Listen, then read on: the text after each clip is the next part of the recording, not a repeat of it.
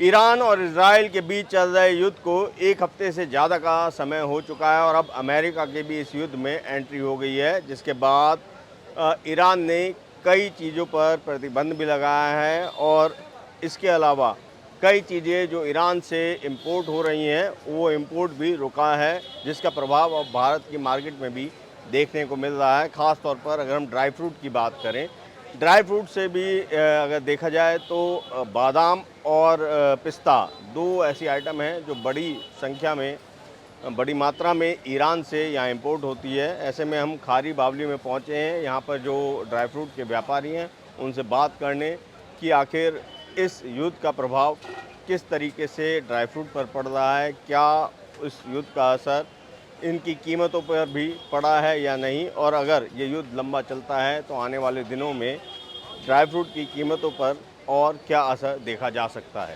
Sir, ये जो Iran का और इजराइल का युद्ध चल रहा है, इससे जो ड्राई फ्रूट्स हैं उस पर क्या प्रभाव पड़ रहा है? देखो, ईरान का जो भी ड्राई फ्रूट है कम से कम 300, 400, 450 रुपये किलो महंगा होगा। अच्छा।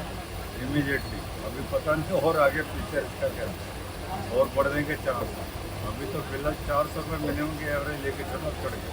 क्या क्या आइटम है सर जो ईरान से यहाँ में? और ईरान से एक मामरा बादाम आता है, ठीक है। ये 400 रुपये किलो महंगा हो गया। ये पहले कितना रेट था सर? पहले इसका 2000 रुपये था, आज की डेट इसकी 2425 रुपये। ये हफ्ते भर में महंगा हो गया? 425 रुपये 5-7 दिन के अंदर महंगा हो गया। 425 रुपये अभी रेट लिखा है लेटेस्ट।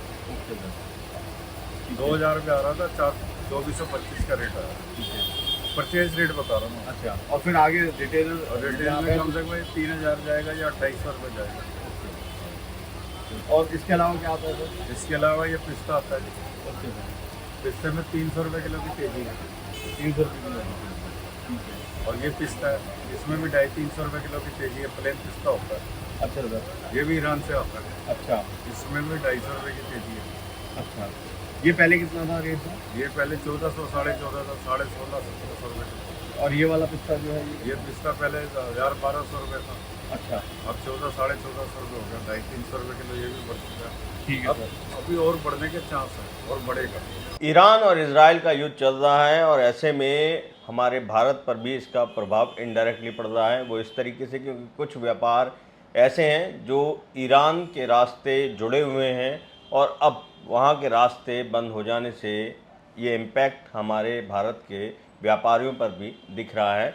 मैं इस समय किराना कमेटी के दफ्तर में मौजूद हूँ और यहाँ के जो प्रधान हैं गंगा बिशन गुप्ता जी, वो मेरे साथ हैं। वो एक ड्राई फ्रूट व्यापारी हैं, ड्राई फ्रूट के इंपोर्टर हैं। उनसे बात करते हैं कि ईरान का जो युद्ध चल रहा है उससे क्या फ़र्क आया है हमारे देश के ड्राई फ्रूट व्यापार पर। सर, अभी जो युद्ध चल रहा है तो क्या फ़र्क आपको देखने को मिल रहा है हमारे देश अभी के क्या ड्राई फ्रूट है व्यापार कि पर? ड्राई फ्रूट के व्यापार में सारा फ़र्क कहाँ से आया? जब हमारे यहाँ ऑपरेशन सिंदूर हुआ, हमारा अफ़गानिस्तान का ट्रेड सारा डिस्टर्ब हो गया, क्योंकि हमारा माल सारा आता था बाघा बॉर्डर से। जितने ट्रक आते थे बाघा बॉर्डर तक आते थे और उसके बाद वो दिल्ली में या डिस्ट्रीब्यूशन सेंटर पर जाते थे। बाघा बॉर्डर हमारा ऑपरेशन सिंदूर में हमने बंद कर दिया और हम कहते हैं वो बहुत बढ़िया है, क्योंकि हम देश के साथ हैं, हमारे को व्यापार की इतनी परवाह नहीं है। फिर अफ़गानिस्तान के जो माल हमारा आ रहा था वो चाबहार से आ रहा था। चाबहार से क्या है कि ईरान और इजराइल का लड़ाई लगने के बाद चाबहार का पोर्ट भी बंद है।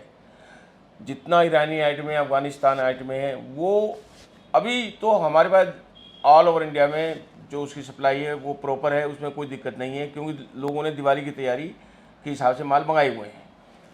बाकी माल अगर मान लो कि ये युद्ध ज़्यादा बढ़ता है और माल आने की दिक्कतें बढ़ती जाती हैं तो उसके बाद इसमें रेट बढ़ सकते हैं। फ़िलहाल शॉर्टेज नहीं है, बाकी रेट ज़रूर 5 से 10% बढ़े हुए हैं और हम भी गवर्नमेंट से ये उम्मीद करते हैं कि हमारा ये अफ़गानिस्तान वाला मैटर कहीं से भी जैसे भी सोल आउट हो, क्योंकि अफ़गानिस्तान का माल जब तक इंडिया में नहीं आएगा तो ट्रेड की दिक्कत है अफ़गानी आइटमों की, जितने भी अफ़गानिस्तान का ट्रेड फ्रूट है। ईरानी आइटमों में ये है कि जब तक ये चाबहार खुल जाएगा या वहाँ के और रास्ते खुल गए, मेन है कि वो इजराइल सप्लाई तो देने को तैयार बैठा है, बाकी उसका माल जाएगा कैसे? ईरान से बाहर जाएगा कैसे? इसीलिए वो दिक्कत है, बाकी तो गवर्नमेंट। और सर, अगर हम अपना, जैसे आप इंपोर्टर भी हैं, तो जो होलसेल रेट का लें या जो इंपोर्ट का जो रेट है उसमें कोई फ्लक्चुएशन भी देखने को मिली है, कोई देखो रेट जो बढ़े हैं क्या? रेट यहाँ पर 5 से 10% होलसेल में बढ़े हैं। रिटेलर अपना माल अपने हिसाब से बेचता है, उसको तो जब लगता है कि हाँ जी हमारा माल भाई ईरान से माल आना ही नहीं है, वही रहने आइटम को जो मर्जी भाव बोलता है, लेने वाला कहता है ले लो। इसमें अगर रेट ज़्यादा बढ़ते हैं तो कंजप्शन भी घटेगी, और पीछे ईरानी आइटम कोई ख़रीदना नहीं चाहता, क्योंकि वहाँ से माल निकलेगा, जब माल आएगा ही नहीं हमारे इंडिया में तो हम माल क्यों खरीदेगा कोई व्यापारी। इसलिए वहाँ का भाव अभी वहाँ पर भाव नहीं बढ़े हैं, वहाँ पर तो बाजार गिरे हुए हैं। बाकी वो साधन ही नहीं है वहाँ से। अगर हमने एक कंटेनर माल भी लिया तो माल आएगा कैसे इंडिया तक? जी। जब वो ईरान से बाहर ही नहीं निकल सकता तो वो माल आएगा ही नहीं। सर देखिए, अफ़गानिस्तान से मेजरली इंपोर्ट होता है अंजीरों का, शक्करपारों का, काली द्राख का। ये 3 मेजर इंपोर्ट के प्रोडक्ट हैं। किशमिश आती है वहाँ से, फ्रेश फूड बहुत सारा आता है वहाँ से। ये सब चीज़ें आती है। ईरान से आते हैं पिस्ता, मामरा बादाम आता है, खजूर, ड्राई फ्रूट में खजूर आता है, और केसर आता है। ये आइटम में मेजर आती है। अब सर जो ईरान इजराइल का जो वॉर चल रही है, उससे जो इम्पोर्टर हैं हमारे, उनके माल पर क्या इफेक्ट आया होगा सर?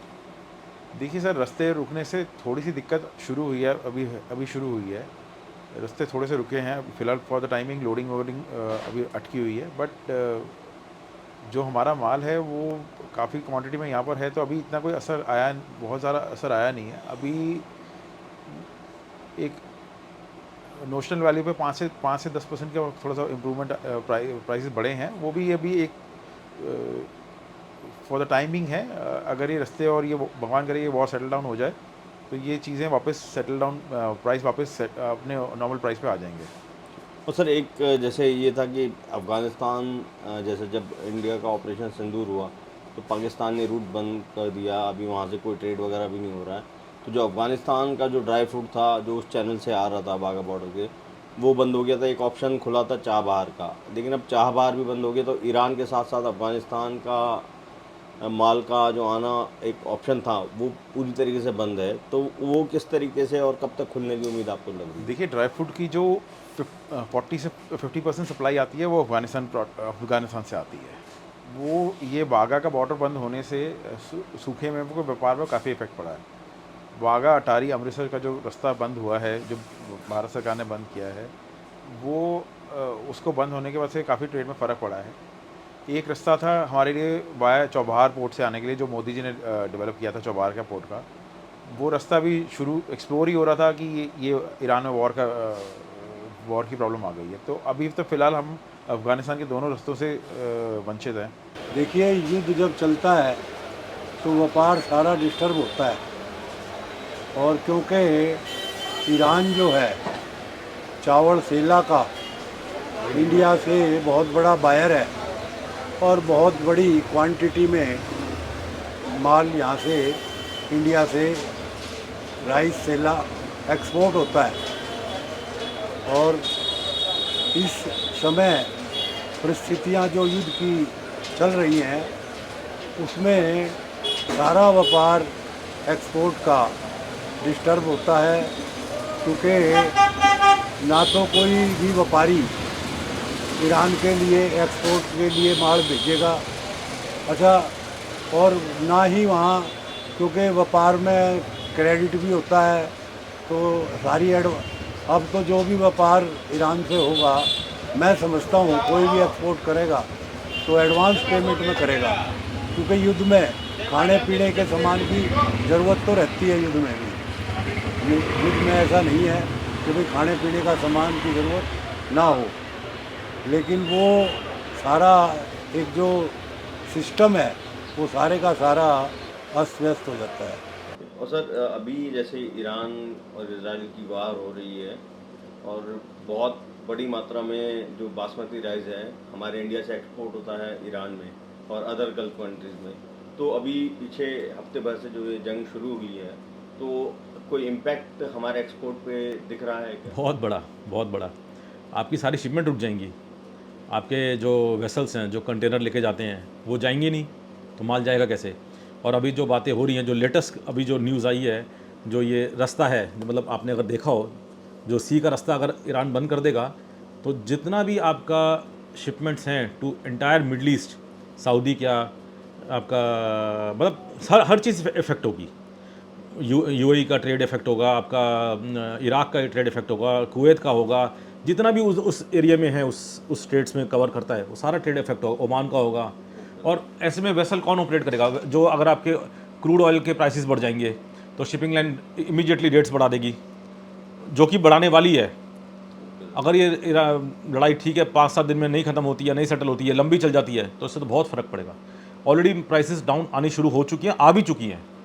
तो सर चावल पे भी क्या फ़र्क आया होगा, कितना इम्पैक्ट पड़ गया है ऑलमोस्ट 15 से 20% मार्केट गिर चुकी है चावल की? बिल्कुल। तो सर बासमती में कौन कौन सी वैरायटी मतलब जाती है वहाँ पे? जैसे एक हमारी सबसे पॉपुलर वैरायटी है 1121। फिर ऐसे कई सीड्स हैं हमारे बासमती के, कई सीड्स हैं। 1121 है, 1509 है, 1718 एक सीड है। फिर इस साल नए सीड्स आए थे 1847। ऐसे सीड्स बहुत हैं। हर तरह के चावल जाता है। फिर थोड़े से प्रीमियम नॉन बासमती वैरायटीज़ हैं, PR11, PR14, शरबती, ये सब जाता है। तो ऐसा लिमिटेड नहीं है। मैं टोटल मिडल ईस्ट की बात कर रहा हूँ, ईरान की नहीं। ओके। टोटल मिडल ईस्ट की। टोटल मिडल ईस्ट जो है, ईरान इंडिया का एक बहुत बड़ा कंज्यूमर है। अगर आप केवल ईरान की बात करो, ईरान भी बहुत बड़ा कंज्यूमर है, मगर वो इस लड़ाई से पूरा मिडल ईस्ट इफेक्ट होगा। तो ये लड़ाई केवल लिमिटेड नहीं रहेगी ईरान तक। तो क्या सर, जो जैसे अगर एक्सपोर्ट रुकता है या कोई प्रॉब्लम आती है, तो जो चावल का है, एक तो हमारा फॉरेन फंड हम बोल सकते हैं, उस पर दिक्कत तो आएगी रेमिटेंसेस पे जी। तो बट इसके साथ अगर जो इंडियन मार्केट है, क्या उसमें भी चावल का रेट गिरा है? बिल्कुल बिल्कुल, लोकल प्राइसेस गिर चुके हैं ऑलरेडी। अभी आपके आने से थोड़े टाइम पहले की बता रहा हूँ। एक हमारी वैरायटी होती है शरबती राइस, ये 51, 52 चला गया था। आज वो चावल मुझे 44 में मैं ले सकता हूँ। वही सेम वैरायटी शरबती सेला होता है। तो है, ये फैक्ट है ये। और ये सब हुआ है 15 दिन में। उम्मीद थी कि शायद लड़ाई अब खत्म होने के कगार पे है, मगर यूएस ने इसमें एंट्री करके और इसको, और कहते हैं ना, आग में तेल डाल दिया। वो काम हो गया है। तो सर कुछ ऐसा एक आंकड़ा आप बता सकते हैं अंदाजन कि हर साल इंडिया से कितना चावल वहाँ एक्सपोर्ट होता होगा, और पिछले एक हफ्ते में कितना एक्सपोर्ट पे जो है रोक लगी होगी या रास्ते में रुक गया होगा? अभी तो सारा काम रुक चुका है। ओके। जो रास्ते में है वो तो चला गया। अभी और कोई नई शिपमेंट कोई नहीं करेगा, कोई रिस्क लेगा ही नहीं। क्यों लेगा? अभी तो कोई रिस्क लेने का मतलब ही नहीं है। वैसे तो ईरान जो है ट्रेडिशनली 15-16 लाख टन की मार्केट है। अच्छा। अब इस साल कितना जाएगा, थोड़ा सा कम होगा, क्या होगा, क्योंकि ईरान ने पिछले साल भी चावल थोड़ा कम ही गया है।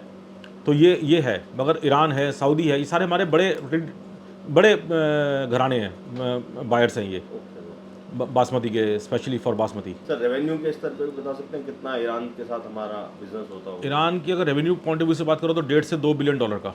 ईरान और इजराइल के बीच जो युद्ध चल रहा है, उसको लेकर भारत पर भी असर दिखाई देने लगा है।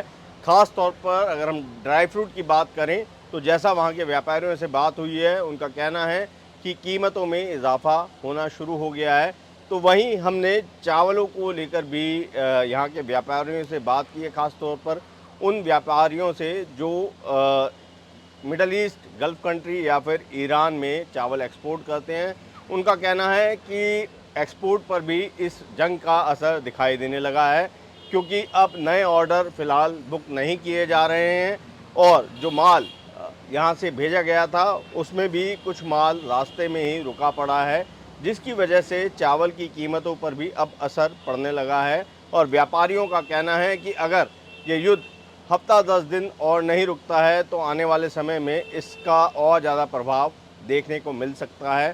तो ऐसे में अब सवाल यही है कि क्या इस युद्ध को लेकर हमारी भारतीय अर्थव्यवस्था पर भी जो नकारात्मक असर है वो देखने को मिल सकता है, क्योंकि ईरान ने कल ही ये कहा है कि वो समुद्र के उस रास्ते को बंद कर देगा जहाँ से तेल का भी जो आदान प्रदान है या फिर तेल दूसरे देशों को सप्लाई किया जाता है, उसको भी रोकने की बात की है। ऐसे में अगर ऐसा कदम उठाया जाता है तो निश्चित तौर पर इसका प्रभाव हर चीज़ पर पड़ेगा। तो सवाल यही है कि ये जंग आखिर किस ओर मुड़ेगी और कब तक जारी रहेगी।